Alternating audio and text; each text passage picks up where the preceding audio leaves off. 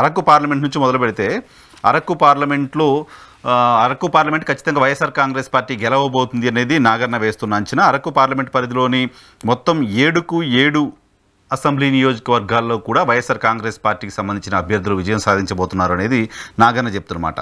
Araku valley YSR Congress party గెలవబోతుంది క్లియర్గా, Kurupam YSR Congress party గెలవబోతుంది క్లియర్గా, పాడేరు కూడా వైఎస్ఆర్ కాంగ్రెస్ పార్టీ గెలవబోతోంది, పాలకొండ కూడా వైఎస్ఆర్ కాంగ్రెస్ పార్టీ గెలవబోతోంది, పార్వతీపురం కూడా వైఎస్ఆర్ కాంగ్రెస్ పార్టీ గెలవబోతోంది, రంపచోడవరం కూడా వైఎస్ఆర్ కాంగ్రెస్ పార్టీ గెలవబోతోంది, ఈవెన్ సాలూర కూడా వైఎస్ఆర్ కాంగ్రెస్ పార్టీకి సంబంధించిన అభ్యర్థి రాజన్న ద్వారా విజయం సాధించబోతున్నారు. అక్కడ మొత్తంగా 7 కూడా రిజర్వ్ నియోజకవర్గాలు, ఎస్సీ ఎస్టీ రిజర్వ్ నియోజకవర్గాలు ఉన్నాయి. మొత్తం 7లో 6 ఎస్టీ నియోజకవర్గాలు, 1 ఎస్సీ నియోజకవర్గం. వీటిలో 7 స్థానాలని వైఎస్ఆర్ కాంగ్రెస్ పార్టీకి సంబంధించిన అభ్యర్థులు గెలవబోతున్నారు అనేది నాగన్న చెప్తున్నమాట.